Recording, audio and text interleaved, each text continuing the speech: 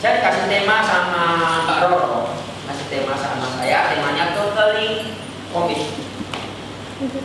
Saudara harus komitmen sampai akhir. Dan seperti ini ya. Kita baca dulu lah. Dan inilah riwayat Nuh. Nuh adalah seorang yang benar dan tidak bercela. Di antara orang yang sezamannya, dan Nuh itu hidup bergaul dengan Allah. Ayat 10 sudah baca 3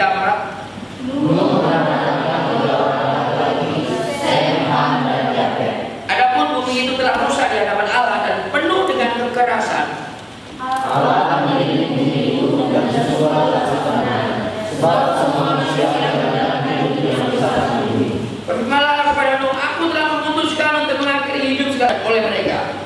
Jadi aku akan memusnahkan mereka bersama-sama dengan bumi. Buatlah bagimu sebuah bahtera dari kayu bukit. Bahtera itu harus kau buat berjarak perak dan harus kau tutup dengan pagar dari dalam. Bila kau harus membuat bahtera itu 300 hasta panjangnya, 50 hasta lebarnya, dan 30 hasta tingginya. Buatlah pada bahtera itu dan selesaikan bahtera itu sampai sehasta dari atas dan pasanglah pintunya pada dalamnya. Buatlah bahtera itu hingga bawah tengah dan atas. Sebab sesungguhnya aku akan mendatangkan air bah meliputi bumi untuk memusnahkan segala yang hidup dan bernyawa di bawah langit. Segala yang ada di bumi akan mati binasa. Tetapi dengan engkau aku akan mengadakan perjanjianku dan engkau akan masuk ke dalam bahtera itu. Engkau bersama-sama dengan anak-anakmu dan istrimu dan istri anak-anakmu. Dan dari segala yang hidup, dari segala makhluk, dari semuanya haruslah engkau bawa satu pasang ke dalam bahtera itu, supaya terpelihara hidupnya bersama-sama dengan engkau. Jantan dan betina harus kau bawa. Dari segala jenis burung dan dari segala jenis hewan, dari segala jenis binatang melata di muka bumi, dari semuanya itu harus datang satu pasang padamu, supaya terpelihara hidupnya. Dan engkau bawalah bagimu segala apa yang dapat dimakan, kumpulkanlah itu padamu untuk menjadi makanan bagimu dan bagi mereka. 22 kita baca sama-sama 3-4. Lalu Nuh melakukan semuanya itu tepat seperti yang dikatakan Allah kepadanya. Demikianlah perbuatannya. Ya, sudah pasti sudah ngerti cerita Nuh. Pasti lulus sekolah Nuh semua, ya kan? Moga-moga kita lulus sekolah Nuh. Sudah tahu cerita Nuh. Dia bangun bahtera, air bah turun, bumi musnah yang kita baca tadi. Saya mau mulai dari sini kan. Tuhan kita, saya percaya Allah kita adalah Allah perjanjian. Itu dikatakan amin. Dia berjanji dan tidak pernah ingkar janji. Itu selalu ditanyakan. Kaulah Tuhan yang berjanji, tak sekali kau ingkar. Tapi problemnya gini, perjanjian kita sama Tuhan. Halo, ya. Perjanjian itu covenant. Ya, bahasa sulitnya, bahasa Inggrisnya. Covenant itu dua arah.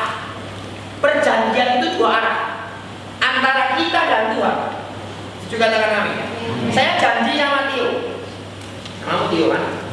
Tio, nanti selesai ibadah, kalau kamu bereskan ini semua dengan bersih, saya kasih kamu sate babi. Ya kan? Saya janji sama dia nih. Saya berjanji. Pokoknya kalau kamu bersihkan, sampai bersih, pulang saya ajak ke warung babi, sate babi yang paling enak. Itu buat kamu makan itu. Satu babi kamu habiskan. Iya.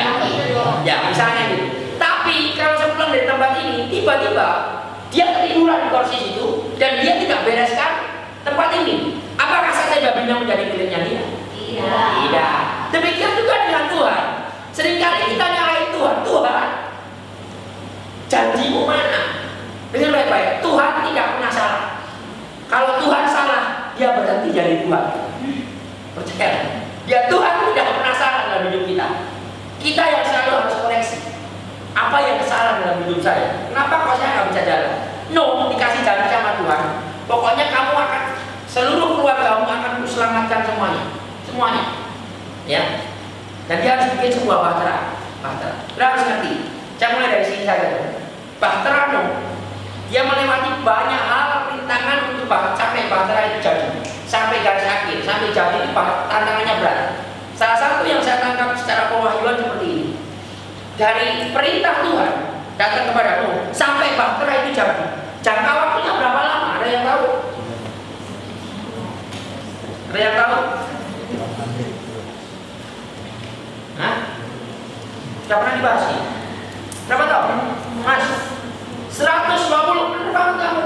Suruh minggu pasti. 120 tahun. Dan anehnya, kalau udah baca firman Tuhan, ini kita belajar firman ya. Tuhan cuma ngomong di depan. Dengar baik-baik. Coba, Tuhan ngomong di depan, no, kamu bikin bahtera 3 tingkat, panjang segini, lebar segini, kamu bikin exactly apa yang aku katakan. Itu perintah Tuhan. Sekali, cuma datang sekali. Dan tiba-tiba, dengar baik-baik. Dan tiba-tiba dalam waktu 120 tahun. 120 tahun kemudian, bahtera ini dijadikan bahtera tidak ada revisi. Tidak pernah revisi. Oh, salah ini tingkatnya nih, jendelanya salah nih. Enggak. Dengar baik-baik. Perintah Tuhan. Ayo coba perhatikan sebentar. Perintah Tuhan dalam hidup saudara. Apa yang Tuhan janjikan dalam hidupmu? Mungkin pernah baru saudara ikut Tuhan baru 4 tahun kan? Ini generation ini baru 4 tahun. Benar ya? Baru 4 tahun. Itu ulang tahun 4 tahun yang saya tadi di belakang ya. Baru 4 tahun. Janji Tuhan ya. Mungkin dari awal Tuhan ngomong, kamu akan memenangkan Palangkaraya. Kamu akan memenangkan kampusmu. Kamu akan menghapuskan banyak hal. Pohon-pohon akan takut di bawah kakimu. Ya, banyak hal yang baik Tuhan kasihkan di awal pelayananmu. Bahkan ini masih dibilang awal. Tapi butuh waktu yang panjang. Mungkin Tuhan tidak bicara lagi. Nanti 5-6 tahun lagi Tuhan tidak ingatkan lagi itu. Saya kasih fase yang namanya blank spot. Ada fase kosong di mana surga tidak berbicara dalam hidup saudara. Dan itu fase berbahaya. Di mana kamu bisa meninggalkan Tuhan. Di mana kamu lupa akan janji Tuhan. Tahu maksud saya? Agak sulit sebentar. Anak ini saya tahu beda dengan yang kemarin. Saudara harus mikir. Katakan kanan kirimu, mikir. Saya ulang. Saudara yang masih bingung, saya ulang. Tuhan cuma ngomong sekali sama No, bahteranya 3 lantai, panjang segini, berapa hasta, lebar segini. Stop, surga tidak berbicara, No langsung bekerja. 120 tahun, bukan waktu yang pendek. Itu katakan ya. Ya. Bayangin kita aja dapat janji Tuhan. Kemarin sudah dapat, kamu akan menangkan kampusmu, kamu akan berdiri buat sekolahmu kemarin. Mungkin nanti Sabtu kamu sudah lupa. Ya, karena itu mungkin bulan depan, 2 tahun lagi, 3 tahun lagi kamu bisa lupa. Karena ada fase-fase di mana Tuhan tidak ngomong lagi di hidupmu. Tapi dengar baik-baik. Janji Tuhan itu selalu ya dan amin. Ya, saudara harus saudara. Makanya firman Tuhan selalu ngomong, kamu kembali ke cinta ulang-ulang sama Tuhan. Selalu diingatkan itu. Kamu baliklah. Apa yang di belakang, apa yang sudah dimulai itu diselesaikan. Saya di awal pelayanan, Tuhan janjikan anak-anak dapat penglihatan. Di awal pelayanan saya di Wayang Generation 2007, ada satu anak dapat penglihatan. Dia bernubuat itu kira-kira 3 jam. 3 jam dia ngomong dari A sampai Z. Bukan dia yang ngomong, tapi Tuhan yang ngomong. Sampai dia tiap orang, saya capek Tuhan, saya capek. Tiba-tiba dia bernubuat banyak. Salah satu yang dia nubuatkan, yang mau seperti ini, akan tersebar api-api kecil, bukan api besar. Api-api kecil, little fire yang tersebar dari Sabang sampai Merauke. Dari Sabang, apinya tidak besar, kecil-kecil tapi banyak. Dari Sabang sampai Merauke di semua pulau. Itu janji, itu nubuatan. Ya. Dan saya menghidupinya Tuhan. Saya percaya, saya kerjakan itu. Saya buat bahteranya, mulai kerjakan satu demi satu.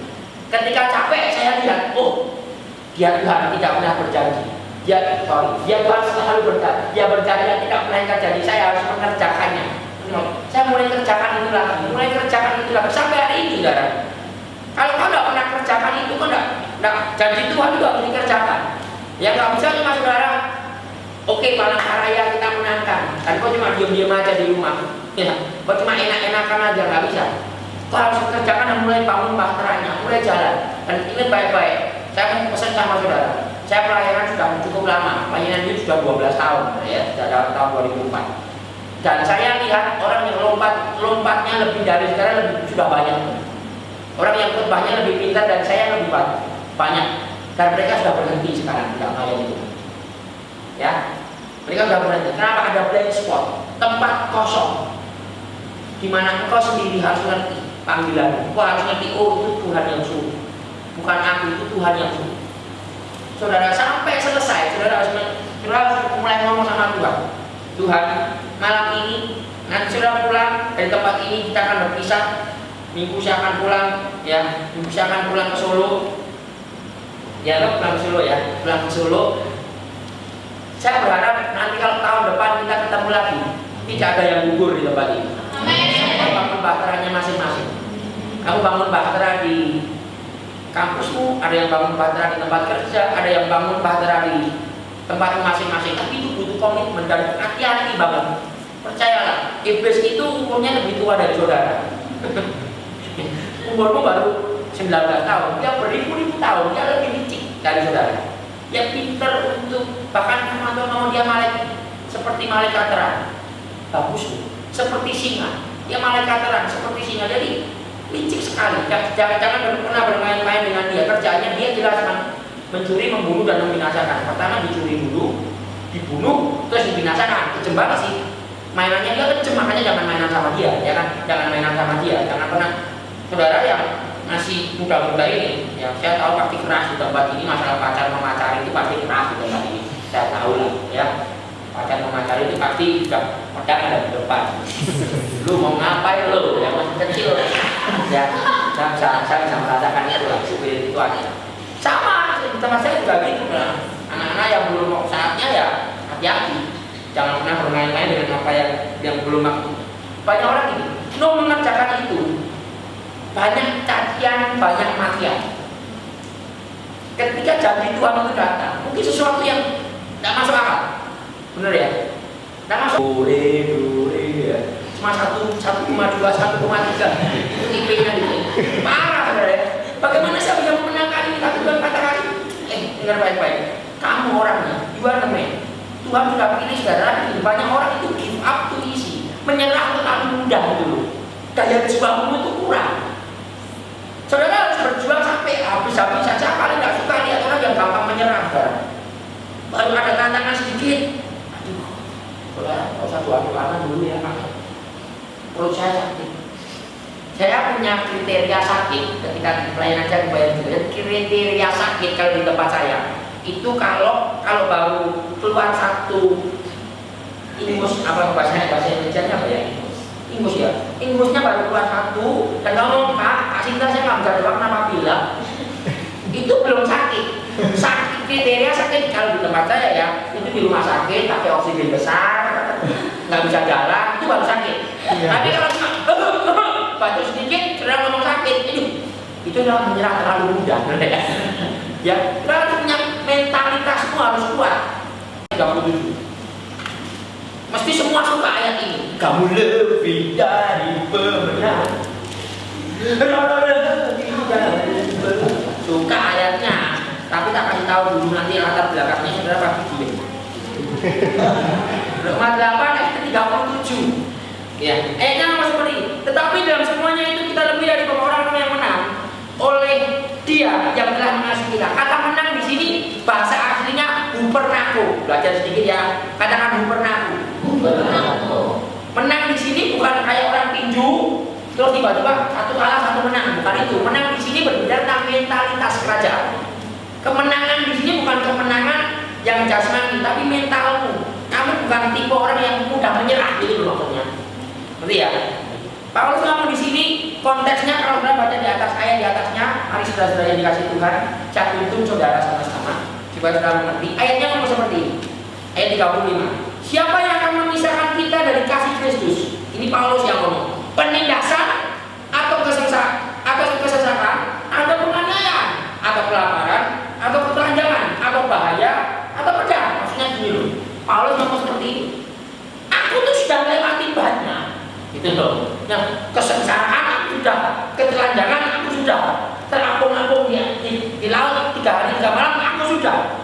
Paulus ngomong seperti ini. Apa? Kelaparan aku lewati. Tidak punya uang itu jelas. Aku lewati itu semua.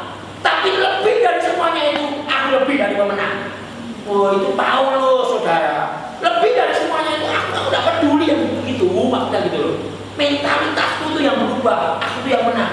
Kalau kamu memiliki hupernaku, kamu akan lancar di garis. Kamu tidak pedulikan mau kita makan, mau ngapain. ya mau sakit perut, mau apapun lah, ya mau sakit hati, yang ada yang sakit hati di sini.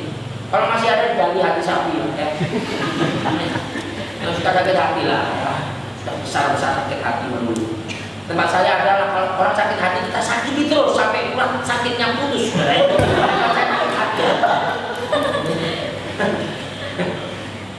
Hupernako lebih dari pemenang, itu kata hupernako itu sama persis ayat yang dipakai ketika Yakub bergumul dengan Tuhan dan Yakub menang. Sama persis hupernako ketika bergulat dengan Tuhan, Yakub gulat sama Tuhan sampai tanggal bahannya terpelecok. Itu sama hupernako, lebih dari pemenang. Saudara, lebih dari pemenang, bukan gara-gara yang sesuai fisiknya, tapi Tuhan katakan jangan menyerah terlalu mudah. Kau memiliki mentalitas kerajaan, ya harus ada di hidupmu. Kanan kiri boleh badai, boleh apapun. Makanya kalau saya selalu ngomong sama anak-anak, kalau ibadahmu kan hari Senin loh. Saya berdoa kalau kita hari Jumatan kita sekarang. Kalau di Solo Jumatan, ya. Setiap hari Jumat kita berdoa bukan untuk udara cerah, saudara. Beneran. Saya berdoa Tuhan, turunkan badai, gempa bumi sekalian, apapun yang terjadi pokoknya ibadahnya harus ada. Anak-anak datang naik sepeda, ontel, cuma naik jemputi sini, jemputi sana, yang datang itu berjuang. Ya, tidak manja-manjanya gitu loh. Generasi ini saudara tidak boleh jadi generasi yang manja. Kalau kita keras di sini, kamu bertobat kan? Ya bertobatlah. Jangan sakit hati sama orang yang betul. Koreksilah ke dalam. Ya. Jadi berarti seperti ini. Banyak orang mengawali dengan kuat. Tapi bukan masalah bagaimana kau mengawali, tapi bagaimana masalah kau mengakhiri pertandingan iman ini. Nanti sampai baterai itu jatuh. Kau boleh mengawali dengan lambat, aku terlambatku. Temanku bertobat lebih dulu dari aku. Bukan masalah itu. Tapi bagaimana kita mengakhiri pertandingan iman kita. Nanti sampai garis akhir, sampai benar-benar jadi. Saya sedang merintis beberapa anak merintis sekolah sepak bola, sekolah futsal. Baru dua bulan ini saya utus 2 orang anak, kita utus sama-sama, kita urunan karena harus bayar itu license dari PSSI langsung. Jadi jadi pelatih futsal. Kita kirim ke Bandung 2 orang. Mereka pulang, kita bikin sekolah sepak bola, sekolah futsal. Ada 15 anak jalanan yang kita muridkan, anak-anak kasih kita muridkan, mereka muridkan, bukan kita. Kalau saya ngomong kita kan termasuk saya nggak bisa futsal ya. Nggak bisa futsalnya cuma ngomong ya. Itu teman-teman namanya Moses sama Mas Abdul yang mereka yang mengerjakan itu semua. Tapi mereka tahu dari awal, mereka mau masuk S1, POK aja udah ngerti. Satu kali saya disuruh Tuhan untuk bikin sekolah sepak bola. Ini sudah ngerti dari awal. Bahteranya itu berupa sekolah sepak bola bagi mereka. Mereka dia berjuang mati-matian untuk dapat lisensinya, untuk cari uangnya, untuk berangkat ke Bandung, untuk ngumpulin anak-anak satu-satu. Dalam 2 bulan ada 5 orang sudah bertobat. Ada 1 orang rambutnya kuning. Saya nggak pernah datang, latihan futsalnya itu hari Sabtu saya nggak pernah datang. Beberapa waktu yang lalu saya datang, saya ditunjukin, kok ini itu yang rambutnya agak ada emasnya sedikit itu, anak jalanan yang ada merahnya sedikit itu kelas 2 SMP sudah masuk penjara kira-kira 4-5 kali. Oke. Bagus, lanjutkan ya. Yang katanya itu kelas 1 SMP, kelas 2 SMP. Yang di belakangnya itu anaknya. Jangan kaget ya. Jadi kelas 2 SMP nggak punya anak kecil gitu. Lucu sih, tapi berani. Lucu anak kecil.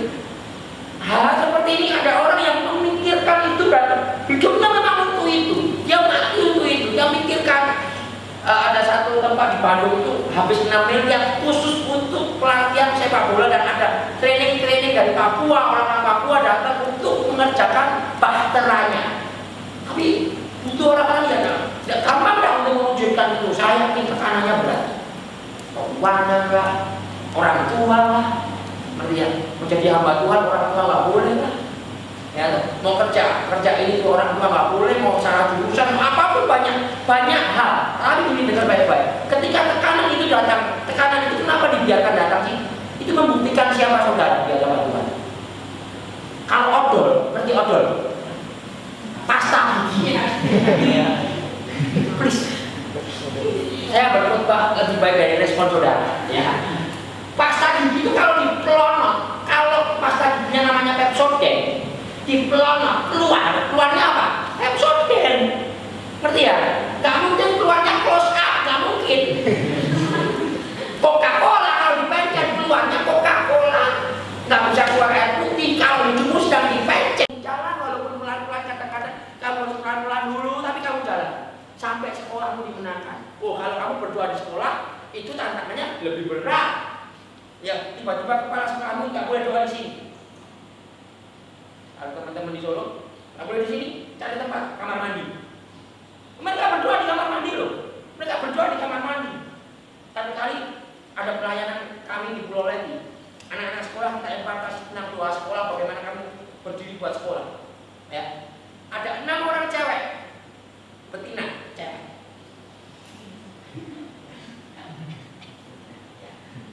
Itu, wah berapi-api berdoa buat sekolah, berdoa buat datang paling pagi, pulang paling siang. Datang paling pagi, teman-temannya belum datang, dia berdoa penyembahan di kelas, nangis-nangis di kelas. Tuhan selamatkan kepala sekolah, Tuhan selamat, berdoanya detail, ya. Gurunya ngomong, guru agama, sesat atau enggak sama. Tak boleh berdoa, berdoa kok nggak boleh. Guru-guru itu aneh ya. Kalau pegang rokok malah boleh, kalau berdoa nggak boleh. Itu guru agama sekarang harus bertobat mereka, ya. Nggak boleh, pokoknya kamu nggak boleh berdoa di sini. Kalau kamu nekat berdoa, tak keluarin dari sekolah, tak hukum, saya hukum kamu. Mereka pulang, kebetulan saya ada di Pulau Leti. Dia datang, Kak, kami nggak boleh berdoa sama gurunya. Hah? Gurumu siapa namanya? Itu guru agama. Kok bisa? Dia katanya beda aliran, Kak. Ya beda aliran nggak boleh berdoa. Nah, terus kamu gimana? Mau menyerah? Anak SMA, kamu mau menyerah? Enggak. Besok kami tetap berdoa. Oke, setuju. Ya. Besoknya mereka berdoa orang 6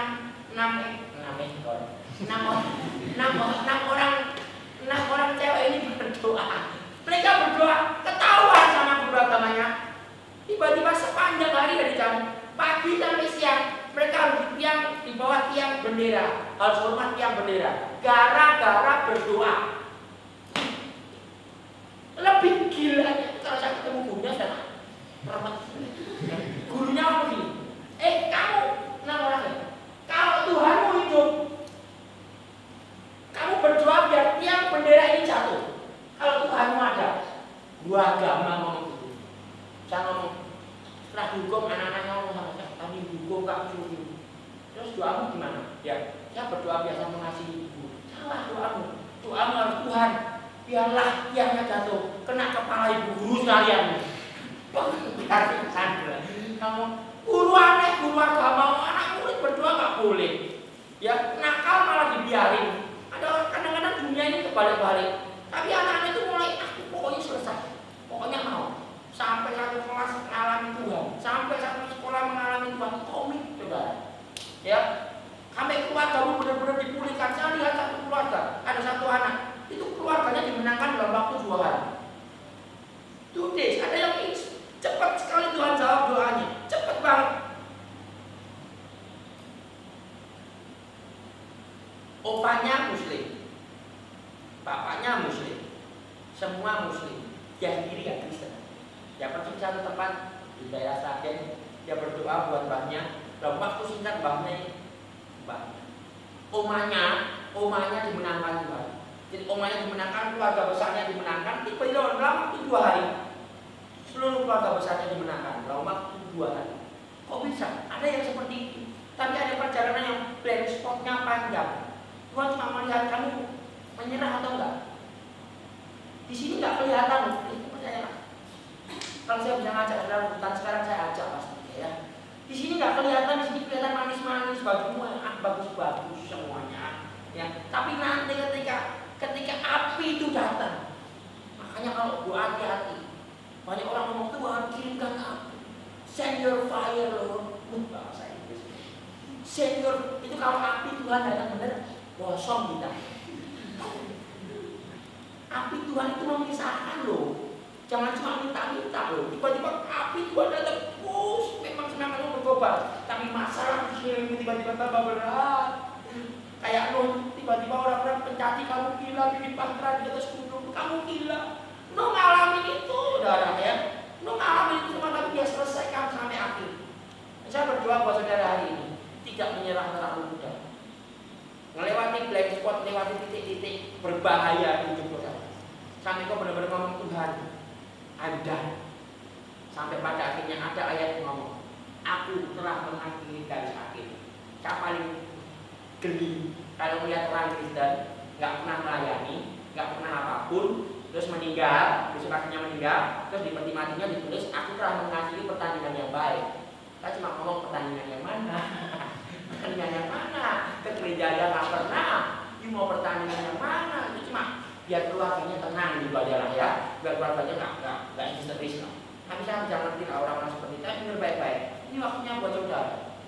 Ya berdoa sepulang dari tempat ini, Tuhan kirimkan banyak hal yang tidak baik di hidup kami. Doanya beda Pak. Iya.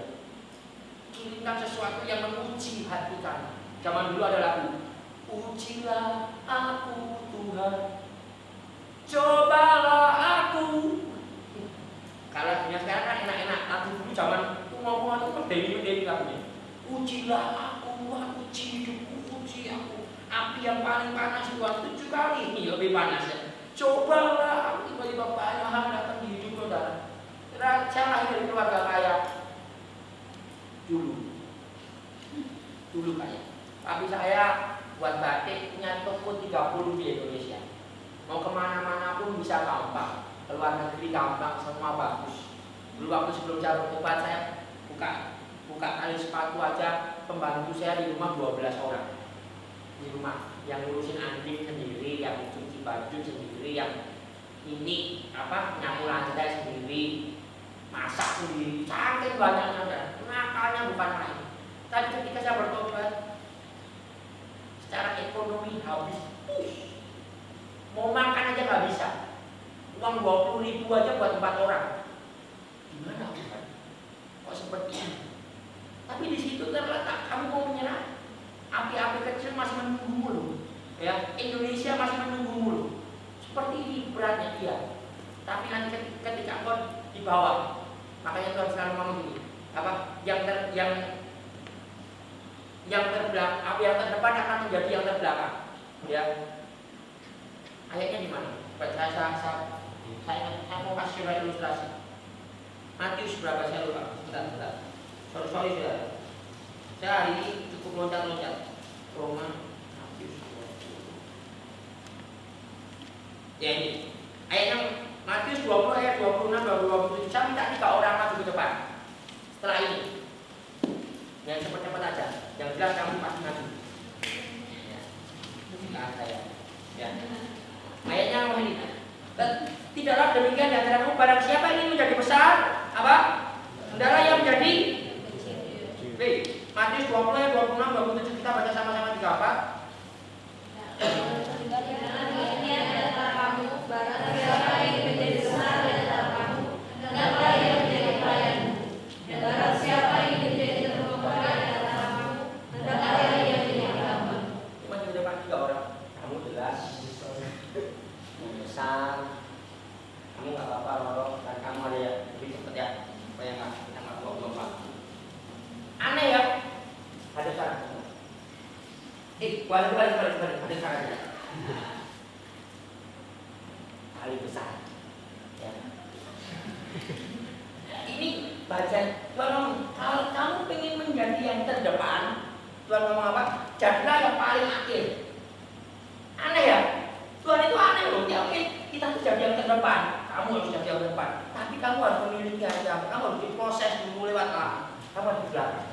Padahal dunia kamu apa? Kalau kamu ingin jadi yang terdepan, kamu harus kalahkan dia, kamu harus kalahkan dia, kamu harus kalahkan dia, kamu akan ada di depan.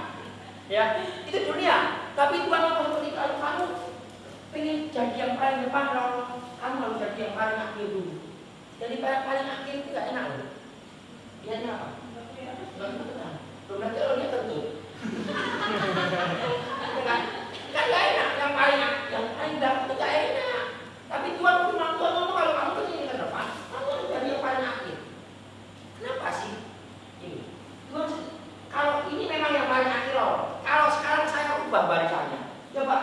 kanan gerak. Siapa yang paling depan? Itu sudah. Balik lagi.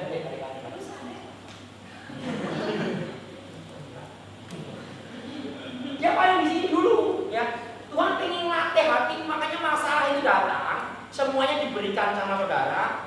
Kamu tidak menyerah atau tidak, teruji ketika kamu di belakang ini. Ngerti ya? Kamu setia nggak sama Tuhan, teruji di sini. Memang kelihatannya nggak enak, tapi ada saatnya. Nanti Tuhan ngomong balik kanan gerak, balik kanan lagi. Tiba-tiba dalam waktu singkat kamu menjadi yang terdepan. Jadi katakan amin. Amin. Jangan buat Tuhan. Jadi jangan pernah mengeluh. Tuhan tidak jadi baterainya Tuhan. Tuhan kok gini Tuhan hidupku Tuhan. Jangan. Lalui saja, nanti tiba-tiba kita nunggu instruksi. Balik kanan gerak. Kalau tidak balik kanan, haleluya. Gerakan. Ya kan Tuhan bilang puji hatimu. Ketika hati datang puji semuanya. Sampai garis akhir, sampai selesai. Banyak orang ngomong kita sampai garis akhir, berapa banyak yang gugur. Jangan cuma ngomong di depan lah saudara ya, jangan cuma ngomong asik di depan. Tapi kita minta kekuatan dari Tuhan Roh Kudus. Kalau kemarin kita belajar tentang api belas kasihan, kita minta api yang benar-benar menjaga hidup saudara. Ketika kamu dibiarkan sendirian di luar pun kamu bisa hidup. Kamu di tengah hutan pun sendiri kamu bisa hidup. Tidak bergantung terus dengan persekutuan, tidak bergantung terus dengan gereja. Kamu harus bisa sendiri bersama dengan Tuhan. Seperti Yakub, ini bersama Tuhan. Nanti tiba waktunya Tuhan katakan, kamu orangnya. Kamu akan berpikir balikan dunia, bahtera kamu akan jadi. Tapi kamu harus terus jalan. Kamu harus terus jalan. Karena tangan dirimu, kamu jalan terus.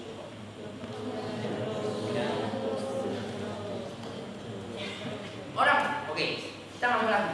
Orang yang komitmen. Arti kata komitmen, bisa kasih tahu ya. Arti kata komitmen, artinya apa? Ada yang tahu? Artinya di penjara. Arti kata komitmen itu di penjara.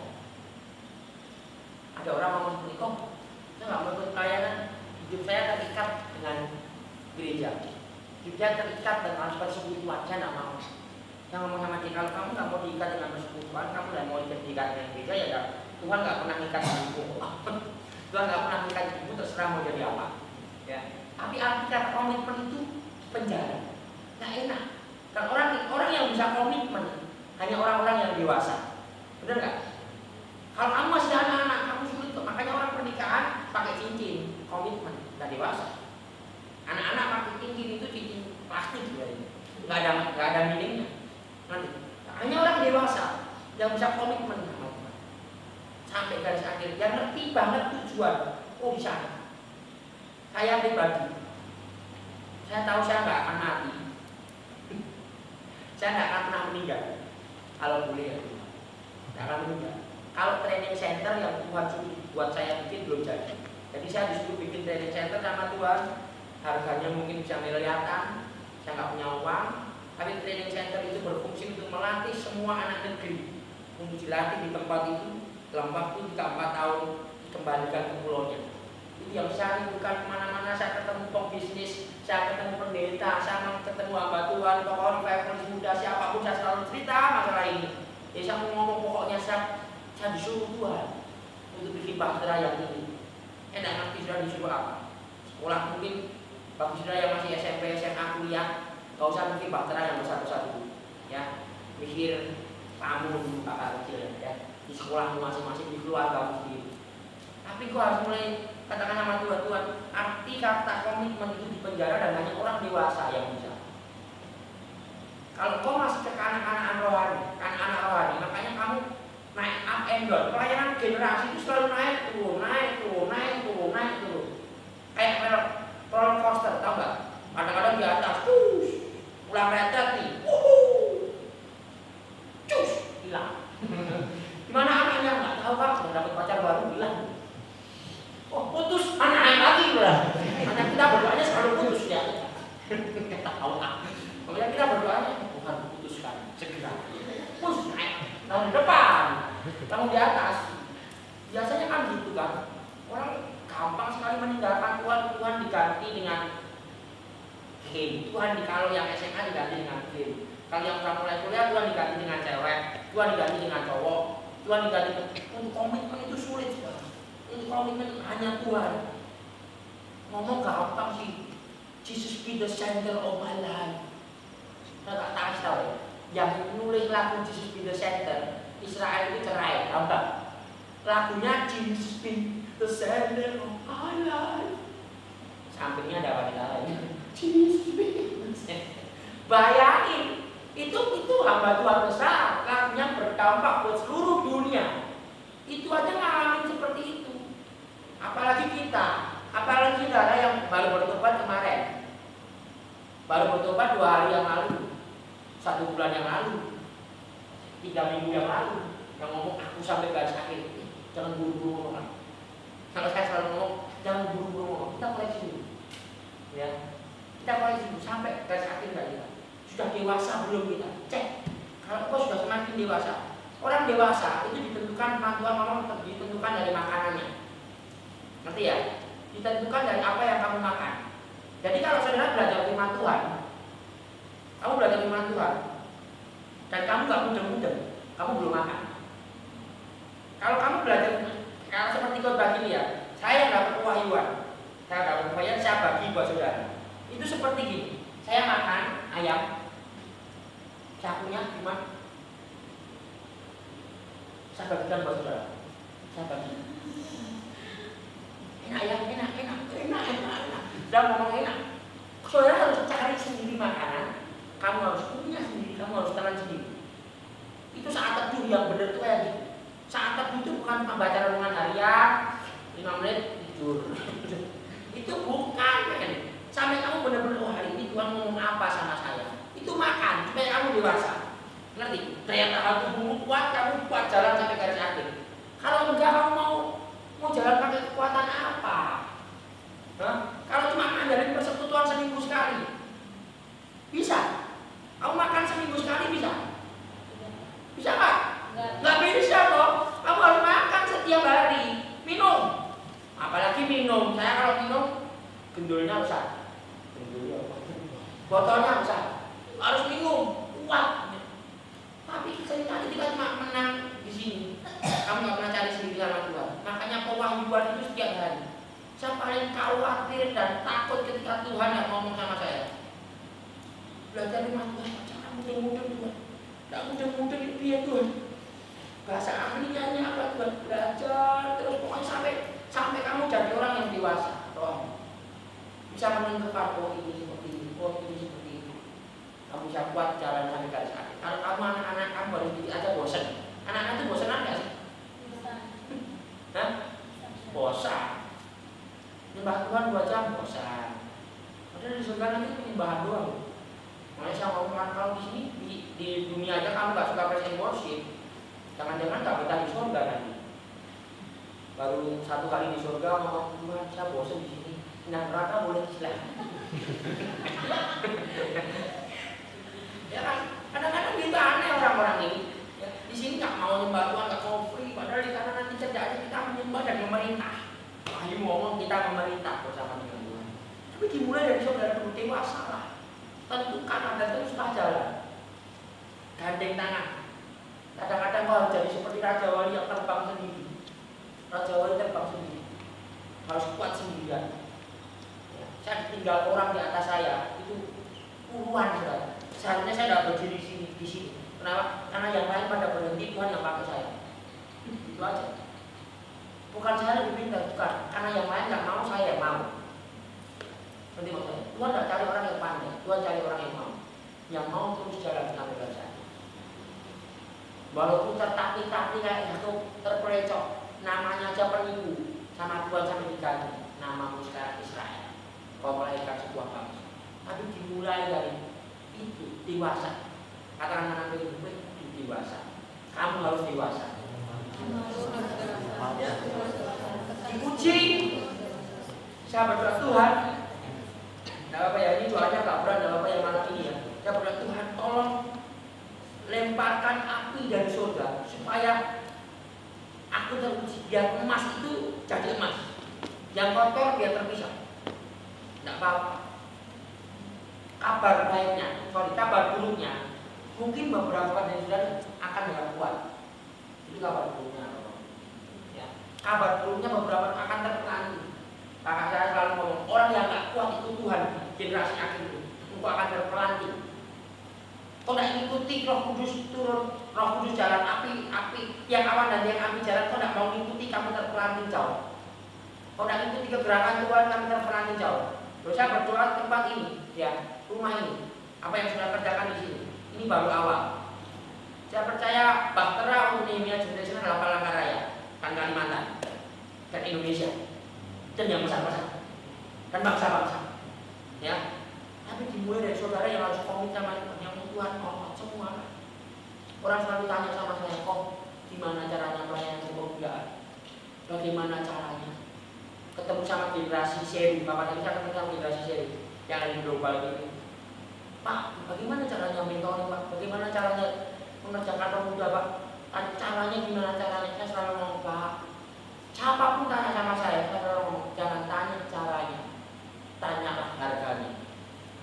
Kalau ngomong cara, banyak cara, tapi harganya mahal, seluruh hidup saudara.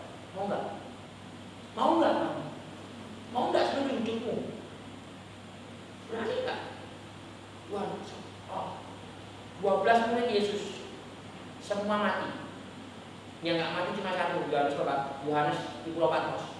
Yohanes Baptis ya, yang mati cuma nggak kepalanya.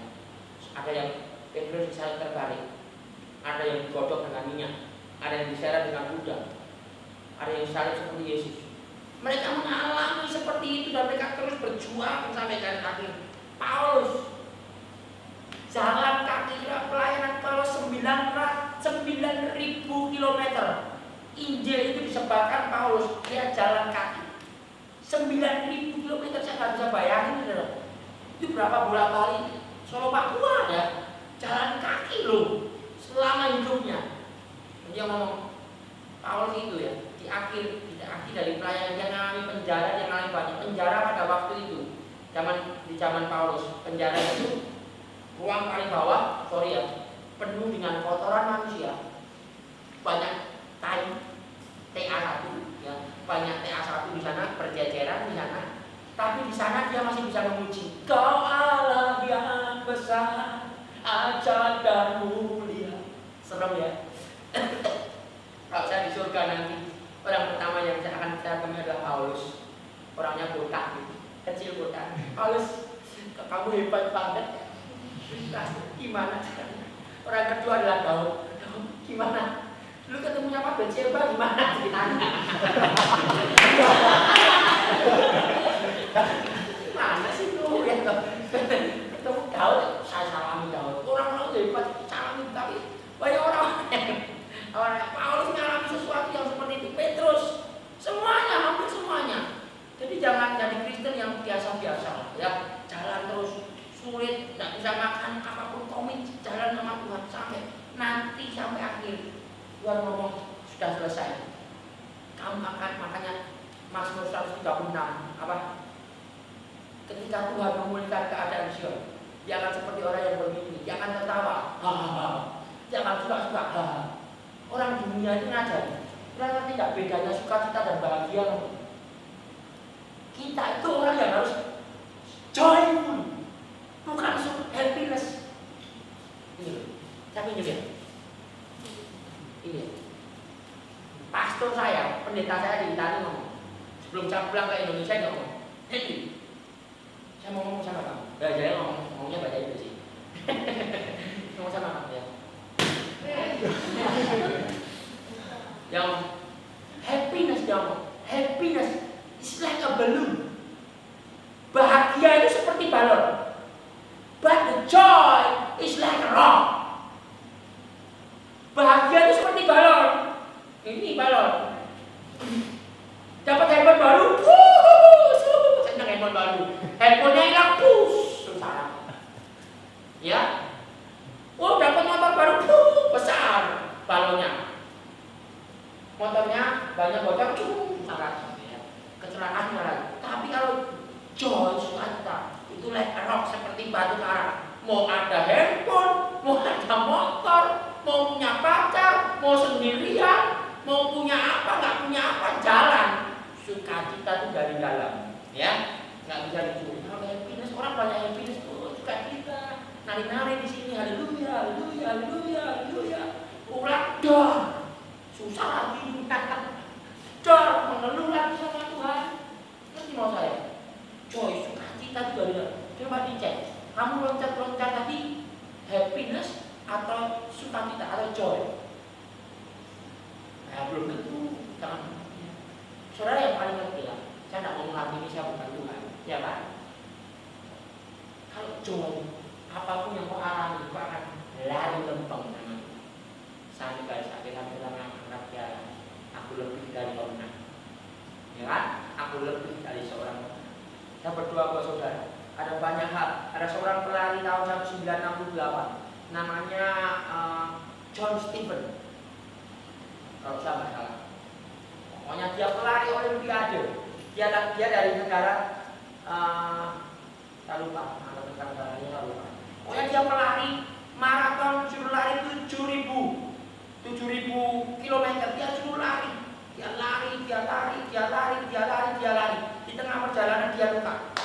Kakinya berdarah, tidak karuan. Ambulan datang, semua sudah sampai garis akhir. Media motor sudah, kamu berhenti aja berlari. Tidak. Semua sudah selesai, penonton sudah pada pulang. Ya, yang ngomong, saya nggak akan berhenti. Negara saya mengirim saya ke sini, bukan untuk mengawali perlombaan, tapi untuk mengakhiri perlombaan. Dengan kaki yang masih cacat, dengan kaki yang berdarah-darah, dia berlari selesai sampai garis akhir, meskipun dia tidak jadi pemenang nomor 1. Tapi sejarah mencatat ada orang yang mau berjuang sampai garis akhir. Ada orang yang mau berjuang sampai titik dalam penghabisan, karena dia ngerti, dia tahu demi ini. Ya, saya berdoa ngerti kok. 20 tahun lagi dari sekarang, Diana, kamu akan jadi penari. Kamu putar satu aja, malaikat surga turun. Ya, kamu berapa akan jadi orang-orang hebat di dunia masing-masing. Kita tidak akan terus bersama loh. Ada tamunya, kita akan tetap bersama. Itu bohong lagi. Saya, itu bohong lagi. Akan tetap bersama. Nah, itu bohong. Karena kita akan berpisah. Percayalah. Kita akan berpisah satu hari nanti. Kau akan pergi. Kau akan ke kota mana? Kau akan melanjutkan hidupmu. Iya kan? Benar kan? Iya betul. Kita akan melanjutkan hidupmu. Tapi di situ kau harus ngerti bahwa nanti 20 tahun lagi, saya cuma berdoa 20 tahun lagi, Joel jadi hamba Tuhan. Amin. 20 tahun lagi kita ketemu lagi, sebenarnya masih di sini. Ngapain gitu? Kamu sudah harus sampai putar-putar Amerika sana yang butuh Tuhan. Obama itu sudah gila loh hari ini. Obama itu. Apa bisa baca berita gila nih? Mau bikin WC khusus banci. Bingung kan? Jadi mau bikin WC, ada WC cowok, ada WC cewek, ada WC banci. Saya bingung. Nanti gambarnya apa ya? Toilet itu gambarnya apa? Cowok tapi pakai rok. Ini cuma ngomong gila. Ini udah gila nih lama-lama ini Obama ini. Yang melenceng jauh dari apa yang Tuhan. Makanya saya sangat menantikan. Orang boleh ngomong apapun, Amerika is going down. Dan Indonesia itu kami nanti Tuhan. Indonesia ini pasal terakhir kebangunan rohani. Seluruh orang percaya Indonesia adalah pasal terakhir kebangunan rohani. Ujung timur itu yang di Alkitab saudara itu ada. Dari ujung timur akan terjadi banyak. Ujung timur itu mana? Papua. Dari Papua akan kembali, api itu akan kembali ke Eropa. Dan akhirnya sampai ke Israel, ke Yerusalem. Begitu api itu kembali ke Yerusalem, Tuhan datang kalian berdua. Itu buatnya. Bukan saya yang ngomong. Saya cuma ikut-ikut sini jatuh. Ya kan? Saya bukan nabi men, saya bukan nabi, tapi saya percaya itu. Karena Tuhan juga ngomong hal yang sama. Semua pendoa datang ke Papua, berdoa buat gerbang timur dibukakan. Ya, Golden Gate dibukakan. Sudah dibuka nih, Golden Gate itu sudah dibuka. Jangan didoain terus lah. Nanti tertutup lagi. Sudah terbuka Golden Gate, sudah terbuka, apinya sudah mulai keluar kan. Oleh sebab itu Jokowi mulai bangun dari timur, sampai kita heran. Karena itu semua dari doa pasti jadi daging, itu pasti. Dan sudah mulai terjadi. Saya berdoa gini, ini waktunya buat saudara. Masa di era seperti ini ada orang yang masih loyo ikut Tuhan? Saya cuma heran, kamu ngapain sih? Di era seperti ini generasi muda bukan hanya di Palangkaraya, tapi di bangsa ini, termasuk di Solo, ya youth-nya cuma berapa? 20, 15 ekor, 10 ekor. Ada yang dibalang sama Tuhan, seperti pasukan Daud itu, Syama namanya. Pedangnya sampai nempel. Pasukan Daud Triwila itu pedangnya sampai dia perang, tidak pedulikan hidupnya, dia perang sampai pedangnya nempel di tangan. Dia perang, dia selesaikan tugasnya dengan baik. Cara mencatat, menyelesaikan tugas dengan baik. Saya berdoa tugas kita masih banyak, ya, selalu masih belajar PAW lebih baik, supaya satu kor aja surga terbuka. Nah, benar. Selalu berdoa, lebih harus belajar firman lebih oke. Kamu harus mentoring lebih pintar, ngasih solusi ke anak, pintar ya. Kamu harus jadi orang yang tangguh, dimanapun Tuhan tempatkan kau hidup. Saya selalu ngomong sama anak, orang pergerakan tidak akan pernah kehabisan apa. Dimanapun Tuhan taruh kamu, dimanapun Tuhan taruh saya, kita harus hidup. Kita harus hidup, bahkan kita menghidupi. Dimanapun Tuhan taruh saya, kita harus hidup dan kau harus menghidupi. Di sekolahmu yang mati, kamu yang harus menghidupi. Berkali-kali saya katakan, ketika ruangan ini gelap, siapa yang salah? Tadi kita ulangan, mati lampu. Siapa yang salah? PLN ya Pak.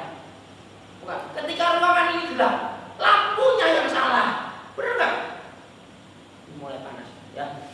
Kalau sekolahmu gelap, siapa yang salah? Siapa yang salah? Kita yang salah. Karena kita nggak bersinar, karena kan garam dan terang dunia, ya. Tenang. Ngerti, Mas? Ya. Kalau keluargamu gelap, siapa yang kalau papa mama mau cerai, siapa yang salah? Jangan buru-buru salahkan mamaku tuh selingkuhan terus kok. Jangan. Perhatikan hidupmu. Apakah kau sudah bersinar buat keluargamu? Terus jalan dengan seperti itu. Terus jalan nanti sampai akhirnya akan jadi orang yang ini orang yang luar biasa. Saya berdoa, pokoknya saya berdoa buat saudara. Saya rindu ketemu saudara 20 tahun lagi. Tahun depan kita ketemu lagi sih pasti. Tapi 20 tahun lagi kita ketemu, 30 tahun lagi kita sudah rambut kita sudah putih semua. Kita berdoa nanti jadi kita mulai botak. Ya, si Roro sudah melebar karena mbaknya ini sudah lebih lagi meledak. Kita semua sudah dewasa, tapi kita tetap mau sampai garis akhir, sampai selesai, sampai bakteranya jadi. Saya berdoa, dengar baik-baik. Apa yang Tuhan suruh bangun sekarang dalam hidup? Tuhan suruh bangun apa? Bakteranya mau baktera apa? Baktera sport, baktera pendidikan, baktera ini, baktera Palangkaraya, baktera apa yang Tuhan mau bikin dalam hidup? Keluarga. Apa yang ada di benakmu? Kau ingin untuk segera bahtera itu jadi. Segera dirimu dari kajian. Yang teman namanya Mas Yunatan, itu sukanya minum autan. Autan diminum, dia pemabuk luar biasa. Dia mau kesaksian sebentar beda tentang. Baik, shalom. Shalom. Ya. Saya akan bersaksi apa yang Tuhan taruh dalam hidup saya sampai saat ini. Kenapa? Kebetulan saya berada di bukan sebuah kebetulan, tapi bagi saya sangat percaya bahwa ketika saya berada di Fire Generation diberikan ada sesuatu yang Tuhan taruh. Dan saya mau bersaksi bahwa ketika saya berada di Fire Generation ini bukan kebetulan, tapi benar-benar saya yakin Tuhan taruh sesuatu yang bagi saya Tuhan percayakan sesuatu yang di luar nalar dan pikiran saya. Kenapa? Karena saya ditaruh Tuhan di satu divisinya namanya 34 provinsi, di mana saya mengerjakan, saya diberikan tugas tanggung jawab untuk saya mengerjakan pulau-pulau seperti itu. Tuhan taruh dalam hati saya untuk saya mengerjakan bangsa-bangsa. Saya cuma mau bersaksi, banyak orang yang bertanya dalam hidup saya, teman-teman saya, saudara-saudara saya, orang-orang yang kenal dekat sama saya, mereka semua tanya sama saya, kenapa kamu bisa sampai ke Pulau Kalimantan sekarang? Kenapa kamu bisa sampai ke Papua? Kenapa kamu bisa sampai ke Sulawesi? Kenapa kamu bisa sampai muter-muter ke pulau seluruh Indonesia? simpel. Kenapa saya cuma balik tanya sama mereka, kenapa kamu tanya hasilnya? Kenapa kamu tidak pernah tanya prosesnya? 8 tahun saya ikut Tuhan, saya dilahirkan dari keluarga Kristen sejak kecil, gereja saya Protestan, dan ngertilah ketika lahir langsung dibaptis dan sebagainya. Tidak ada yang salah dengan hidup saya. Tapi seperti ini, selama kurang lebih 18 tahun saya hidup sebagai seorang Kristen, hidup saya tidak semakin baik, justru semakin hancur. Di jalan tadi Mbak Ini sempat cerita kalau saya minum alkan, minum apalah gitu ya, anjing saja saya minumi ya, minuman keras gitu ya. Karena otak saya udah benar-benar, makanya banyak hal yang saya alami. Saya punya teman, saya itu orang yang gimana ya? Kalau zaman dahulu belum bertobat itu orang yang termasuk berpengaruh. Ya, jadi banyak teman gitu ya. Saya istirahat gitu ya, ya. Ini pelajaran, saya keluar gitu, saya duduk sendiri, selalu duduk sendiri. Tapi tiba-tiba semua teman-teman laki-laki saya datangi saya.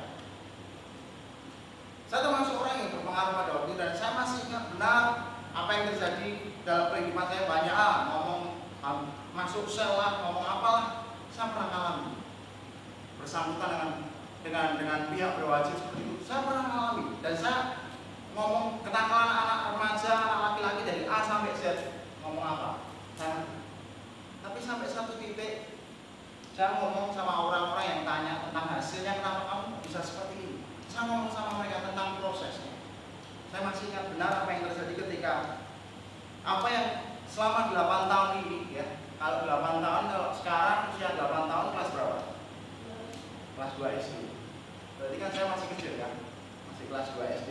Saya cuma ngomong simpel sama mereka. Apa yang Tuhan taruh dalam hati saya ngomong sama mereka. Banyak hal yang saya alami bersama Tuhan. Dan tidak ada seorang pun yang semuanya tahu cerita tentang hidup. Dan saya ngalami ini sendiri sama Tuhan. Dari saya dulu pertama kali bertobat gitu ya, yang menolak saya siapa? Orang gereja, teman-teman saya sendiri. Kamu munafik ya? Oh kamu ya? Mereka tahu semua kehidupan saya. Jadi ketika saya berubah, mereka ngomong, oh kamu sekarang munafik. Oh. Sampai satu titik saya ngomong sama Tuhan, Tuhan kau tahu dalam hati saya. Mengerti. Dan sampai satu titik saya ngomong sama Tuhan, Tuhan, saya ngerti benar. Ini cuma baru awal. 8 tahun itu baru awal bagi saya. Saya boleh berjalan dari satu pulau ke pulau yang lain, ini baru awal. Ya, ini adalah sebuah awal untuk saya berjalan. Saya ngerti masih banyak hal yang akan saya hadapi. Ya, di pulau-pulau yang lain juga, saya bersyukur bisa sampai di Palangkaraya. Ya. Tapi yang harus saudara ketahui, saya cuma ngomong sampaikan bahwa jangan tanya hasilnya, tanya prosesnya. Kalau kau ketemu sama hamba Tuhan besar, jangan tanya tentang hasilnya, kenapa bisa seperti ini. Ya. Dan saya cuma mau bersaksi bahwa tadi simpel, yang bisa membuat saya bisa berjalan sampai sekarang adalah saya masih ingat sekali waktu pertama kali bertobat. Saya bertobat bukan di tempat seperti ini, ada persekutuan atau ada KKR besar yang datang BMI atau siapa, bukan. Saya bertobat, saya masih ingat di satu ruangan kecil, dan di situ ada 3 teman saya, 2 cewek 1 cowok, mereka semua di dalam Tuhan.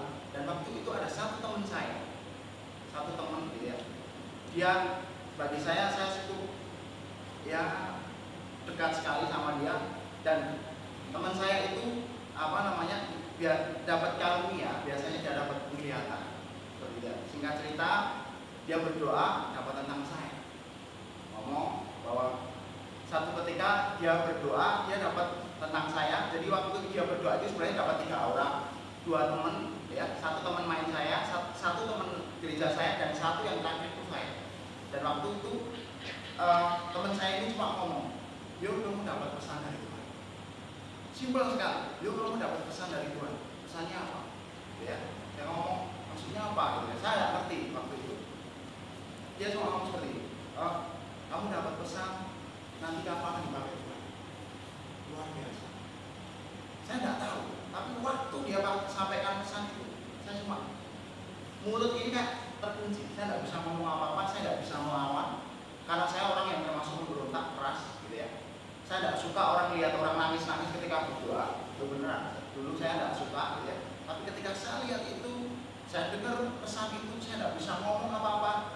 Satu hal, saya orang yang termasuk keras, susah untuk mengeluarkan air mata ya. Waktu itu untuk pertama kalinya dalam seumur hidup saya, ya, saya menangis di hadapan Tuhan dan saya ngalami Tuhan.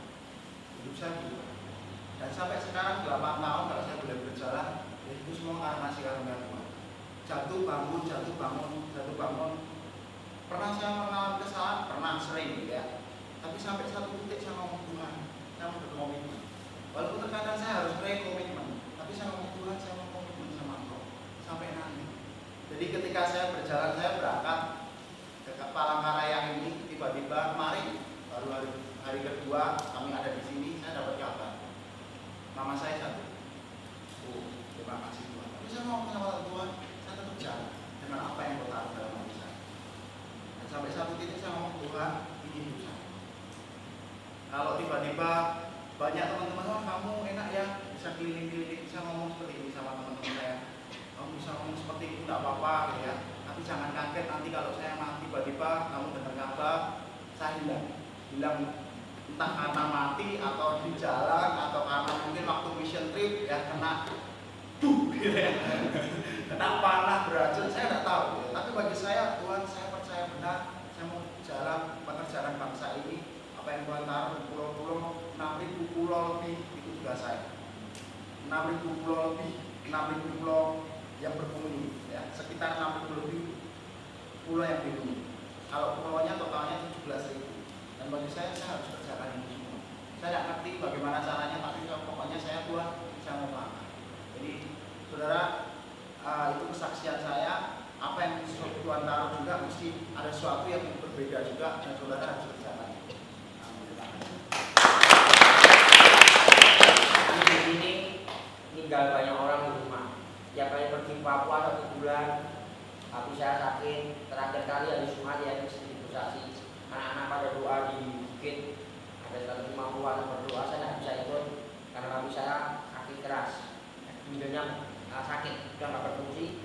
Saya tidur di rumah, saya berdoa. Jam 1 malam saya ditelepon, ya kamu berangkat ke rumah sakit.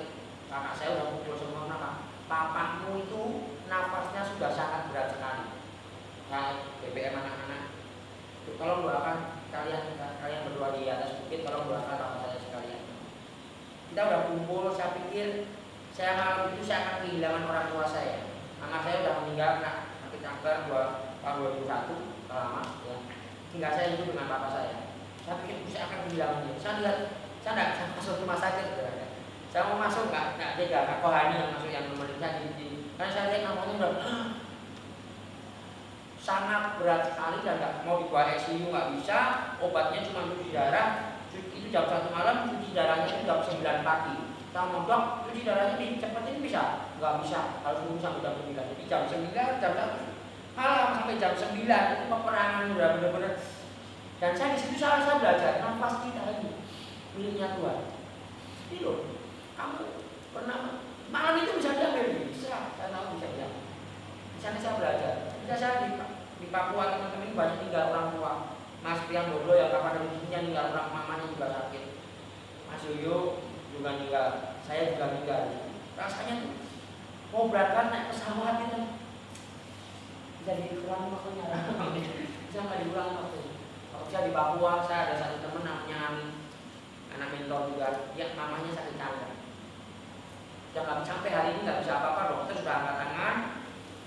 Kasih yang dia mau, kasih ibumu yang dia mau karena waktunya tidak lama, dokter secara dokter.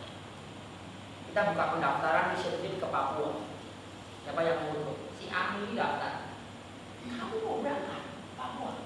1 bulan kamu mau tinggal di bumi? Iya. Tuhan suruh saya berangkat. Beneran? Mau berangkat?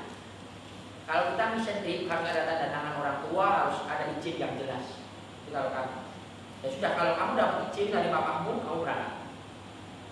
Dia pulang, dia dapat izinnya, dia berangkat sama kita ke Papua 1 bulan. Minggu kedua, bisa Papua kan susah sinyal, susah sinyal di sini kan, di sana susah sinyal. Tiba-tiba ada SMS masuk, ibumu, umat itu nggak sebenarnya, umat itu apa ya? Kambung, ibumu kambung dan keadaannya tidak baik. sudah bingung ini gimana mau pulang besok juga nggak bisa, mau gimana imannya dia. Nah, juga kita berdoa, kamu berdoa, ibumu nggak apa-apa, kita berdoa. Ya. Sampai hari ini ibunya masih hidup, sampai hari ini ibunya masih ada dan getting better, bertambah baik terus dan dia bisa sudah dulu perutnya sampai besar gini, kena kanker, tapi hari ini sudah kempes, sudah mulai baik. Tapi harus ketika kamu berangkat, tanda tangan mau berangkat naik pesawat, mau berangkat tinggal di negeri orang, di pulau orang, rasanya harganya mahal. Tapi kita tahu mimpinya Indonesia baru, api-api kecil kita jalan, walaupun harganya mahal, harganya seluruh hidup kami tahu.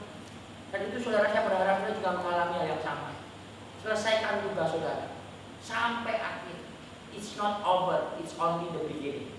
Jangan berarti ini belum berakhir. Pestamu boleh berakhir. It's not over, it's only the beginning. Katakan yang kayak begini, ini hanya permulaan. Jadi kita balik begini. Ini hanya permulaan. Kita yang satu lagi. Lagunya simpel aja. Judulnya apa ya?